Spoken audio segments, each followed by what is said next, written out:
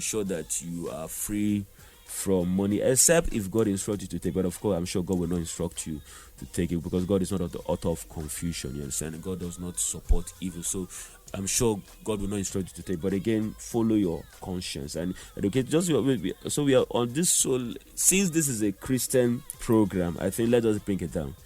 What would God do if God was in your shoe? What would Jesus do if Jesus was in your shoe?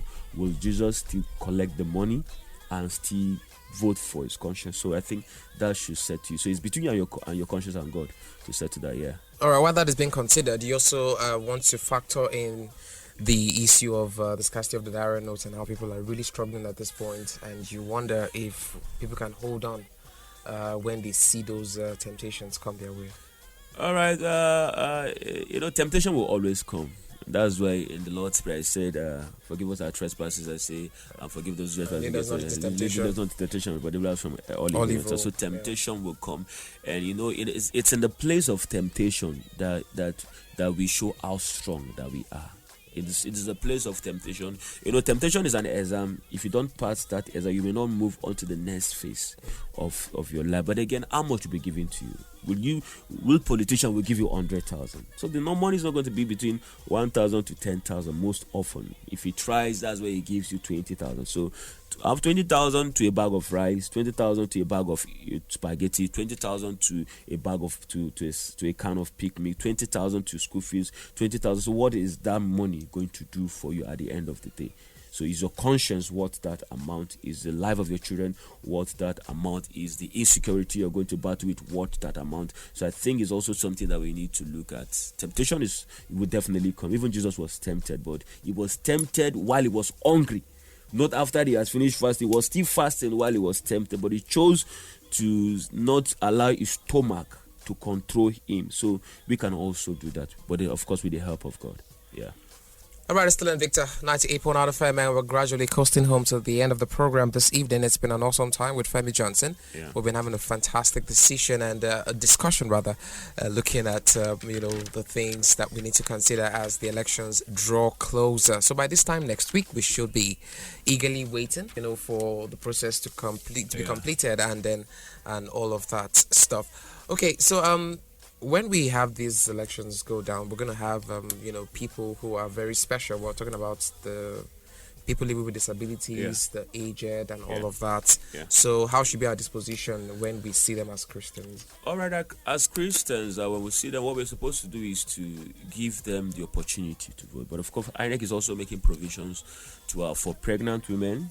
I'm not talking about 1 month pregnant or 2 month pregnant. Pregnant, yes, advanced women that are pregnant women, the INEC officials itself, they will move them forward to ensure they vote. Then the elderly people, they will also be moved forward to ensure that they vote. Then also for those people with disability, the disability varies in different level. Of course, some are blind. INEC is making provision for braille, and some who couldn't see well. That is people with albinism. INEC is also making provision for magnifying glass for them so that they can vote. And also, what we should also look at is to ensure that wherever we are placing the polling unit is accessible to all. You understand? So people, because of their nature, they are crawling. They may not be able to climb up to or cross gutter.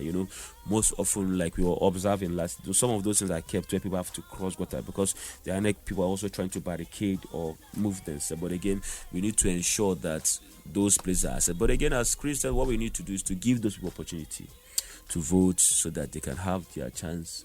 Then we can also go back. But I think what we also need to do is everybody needs to come out on time. It is easier when we come out on time from the arrangement from early. You understand? We can put those people in front, but they also need to come out on front. We're talking about equal right, equal opportunity. Don't say because of this you now stay back. Come out early so that once you are in front, people will not have, some people will not want to agree. You understand? But again, we're encouraging everybody. Let us try to cooperate with them. Like I always tell people, nobody decides to be born with a disability. And somebody with disability today, accident tomorrow can make you to become somebody with disability. So these are things that we need to look out for. Yes, as individuals. Yes. Okay. What about the young people, the youths? They make up the largest number of people who are expected to vote on Saturday. Yeah. What do you have to say to them? All right, youth are encouraged to take this election serious. Youth election to come out in their numbers. Election is not a day for football. Election is not a day for watching BB Niger. Election is not a day you can listen to your message. You can put it in your phone, carry your earpiece. Election day is not a day to sit at home, to do nothing, to wash clothes. That is not. Election is a day you leave your house, you go to the polling unit, and you cast your vote for the candidate of your choice. So, and let us also not be used for violence. Let us not be used for thuggery. Let us reject all of those things because they may try to manipulate us. Then let us also, I think this is very key, let us respect everybody's opinion. We may be Christians and I may decide to vote for somebody that you don't like. I have my choice to vote for whoever I want to vote for. So respect my opinion as an individual. Like, I'm free to vote for whoever I want to vote for. So don't stigmatize me. Don't push me aside. Don't threaten me because of who I want to vote for. All of those things must be stopped, because I understand that this election has been made to be seen as a Christian Muslim, but it's beyond that. Everybody as Christian still have whoever they should be able to vote for, whoever they want to vote for. How about taming our tongue when we get to the polling booths? Yeah, I think it is very important, because what INEC may also do is any polling unit that there seem to be too much violence, they may cancel the entire vote at that polling unit. So I'm sure you will not want to be the reason why your vote will be cancelled. But I think also important for us to bridle our tongue. Let us watch. But it doesn't mean you should be quiet when there's injustice and you can see it. Yes. But that doesn't mean you should be quiet. Let's observe. Let us address some of these issues amicably, and let us also approach the right authorities that we're going to see at the polling unit. What are those right authorities? Let's. Of course, we're going to have the presiding officers. Okay, what does supervisors, and that is the person that oversee what some of those guys that are the coppers and those that will be using are doing. So we should ensure that we're liars with those kind of people. Of course, we may have one or two police or civil defense or all of those forces around to ensure that things go on. But of course, they will not be with gun. You understand? They're just going to be. Let us respect them and also ensure that they're giving the appropriate authority. And of course, some of our community leaders that will be there. Some of our pastors will be there. We can channel those issues through them, so that to come out like organized, not we try to raise, carry stick, all of those. I mean, just make the election at that center be council. I'm sure we will not want that. Of course, already we know that the election will not be taking about 100 and something polling units already because of seeming violence and issue of violence in some of those regions. So I'm sure we will not want our own polling unit to also suffer that. Of course, the election will be held in those places later on, depending on what INEC decide. But again, we also need to be sensitive. Election period is a sensitive period for us to come out and cast our vote. Right, those polling units, you said about 100 of them? Yes. They won't be... yes, election may not be taking place. May not? Yes, during this period. Okay. INEC is specifically ruling, putting them aside because of the nature. The states? Yes. It goes across Imo, Niger, Delta, Kano, Kaduna. It cuts across a number of states in Nigeria. Yeah. Right, the weather is changing or has changed. Yeah. How will this affect everyone, both humans and machines? Because this is the time where you want to sleep more. All right, I think you have 365 days to sleep. You have 360 days to sleep. If you're fighting for your future, I don't think one day the struggle you're going to go across a day should stop you from. You have been sleeping all along. What have you gained from sleeping? So this is a day that you're not just changing your life. You're changing the life of your children. You're changing 4 years of your life, because if this administration start and you're 36, it means in the next you'll be 40. So if you have a day to make a positive effort, I think you should come out on that day. Leave every pleasure aside. Come out to do what is right in the sight of God and man. You understand? All right. Since we have the elections on Saturday, you wonder some churches want to have programs on Friday. Anything wrong with that? Well, I think we should be sensitive to programs on Friday. Of course, it's not discouraged, but let's also be maybe sensitive. It should not be too lengthy. Let it not be too lengthy. Let us also watch the time. Some people are trying to see how this election will not take place. And what they will do is to ensure that they cause violence or cause whatever vices or whatever it is that they can do to ensure that some of this in those places. But again, we've had enough time to do all of this sensitization. We've had enough time to do some of this programs. So, but whatever we can do what we want to do. So of course, we know our community. Of course, you are aware. If your community is one that is safe, why not do? But again, let's avoid programs that are going to put the life of our member at risk. So, election period are always tension and all of that. So let's do what will make parents to sleep in their house peacefully and all of that. Yeah. All right, so let's get to hear from you as regards all of us. We have our roles to play. Both those who have their PVCs, those who are going to be officials, those who are going to be working in the media, everyone. How do we remain Christian in all of this process? Whether you're a policeman, whether you're a presiding officer, whether you're an election observer, whether you're a voter. I mean, how do we remain Christian in all of this? All right, I think for us to remain Christian, we also need to remember what does it mean to be a Christian. A Christian is one who is Christ-like. And what does it mean to be Christ-like? It means you stand for integrity. It means you're not found lying. It means you're not found taking bribe. It means you're not found cheating. It means you put you make God your priority. You also Jesus summarizes the 3 commandments. Say, love your neighbor as yourself. So what does it mean? That you also do right. You love your neighbor as yourself. You treat everybody with respect. You honor the elderly. So let's just do whatever it is that Christ will do on election day. That shows that if you're a policeman, make sure you do your work with the fear of God. You understand? If you're a media person, make sure that you report the right information at the right time without distorting the information, and also make sure you are sure of your source of information, because usually on election day people look for different source of information just to cause problem. Some people, before INEC announce result, they have started collecting their own result already. So let us make sure that we report verified information. And if you are not on the spot, I think ensure you're on the spot before you report some of these problems, so that you're not also going to put yourself.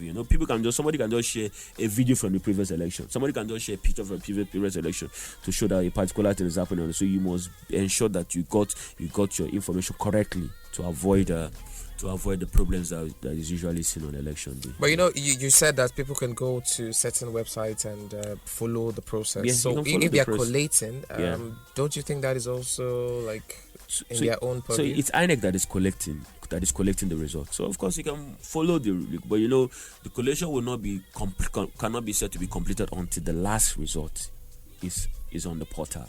So you understand? So you can follow the process. So, and the advantage of following the process, if for instance in my polling unit, let's say the number is 504, and I check the site and I see the same 504, I think if I see less or more. If I see less, if you see less, then you can raise. But who are you raising complaint? But of course, I think what INEC is trying to do is to try to make the process as transparent as it should be. And I'm sure some of those things will definitely not come up. But again, what may come up is, of course, the result that is announced at the polling is what will be taken forward, and no other thing. Yes. So I'm sure all of that will be avoided. Yes. So after the whole process, both 25th and 11th of March, what should we do afterwards? We cannot wait until 2027 again. We don't have to wait until that period. What should we do going forward? All right. So the mistake that we make as citizens usually is that we vote, but we don't engage government after election. I was told in school that government we are all supposed to be governors and National Assembly member. We're all supposed to be president. But the reason why we chose is because we all cannot be president of the nation. I'm a potential president, just as you are. So what we are supposed to do as citizens is, if the person you chose to represent you is not doing what he's supposed to do, you can now channel your complaint to them using the media, using their Twitter, and using their social media platform to ensure that, or you can also recall them back. You have that power. And you must be involved beyond voting. You must be involved to see that they do what they're supposed to do. They represent you. And how do they represent you? They are supposed to come back to some of these committees as National Assembly members. They're supposed to state assembly members. They're supposed to come back to hear from you. They understand what is happening. So we must continue to engage them. They will have a right to complain. Don't just be silent. If things are not going fine, you just keep quiet. Since you voted them, you have a right to also complain about the things that they are doing that is not going right as you expect. So I think that is where the process starts from, and that is where we as citizens or as Christians, we have always been very weak. We just vote, and after election we say we're waiting till another 4 years. No, we can change things even while they are in office. We can make the right report. We can engage them when they come around us. We can also engage them using the media, that's newspaper and all of those platforms, to ensure, I believe, if government is not doing something that is right, we have a right to call them back to order, because they're not representing themselves, they are representing us. But we as citizens, we fail to make that complaint. We fail to engage them. All right, I'm also looking at the fact that apart from this holding them Yeah, accountable, yeah, I mean, for the yeah, awareness yeah, to yeah, be deep, yeah. for people in the Christendom to also be willing to, be part of the political process, to join political parties. Yeah. I mean, what are some of those other things we can also do? All right, all right. So I think the election starts from the party. And why am I saying so?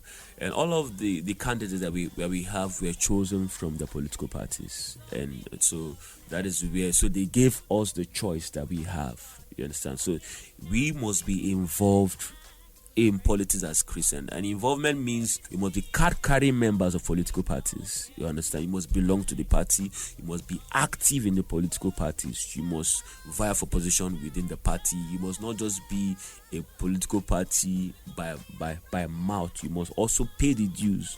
What it requires to be part. I'm sure there are 1 or 2 dues that they pay to be members. So you must pay, you must register fully and be recognized. And that is the only time that we can be taken as, because if you don't participate actively, even some of the positions that you see, you will not have access to them. So until you participate actively, you can then change some of the vote buying, some of the amount that is given to delegates, and some of those things that we see usually happen in political parties. The constitution are made by people. Political parties are made by people that participate in in parties. So we can also go to also effect some of those changes at that level. So we must be active in all of the political parties platform that we have. Yeah. Based on where you're coming from, you have a lot of sympathy for the women. So, what are your thoughts about them for this election? All right. So, our thought for women, like we usually do, is to ensure that women are given opportunity to vote, and not just that. We're doing a program we call that We App, that's inclusion of women and youth in politics. And what we do is to ensure that women are also involved in politics. They can also vie for position. They are not just taken as women leaders. They can also become governors and president and all of that. But what we also advise is that for that to happen, apart from the opportunities that men give to women must also take up some of those positions, just like the way men take up this position. Now, politics is business, and men don't joke with business. So women should also take it as business and also get involved. But again, women are sometimes disadvantaged because of the cost of a political election and a number of things. But again, we are calling on everyone on election. And let us try to give women the opportunity because of their nature.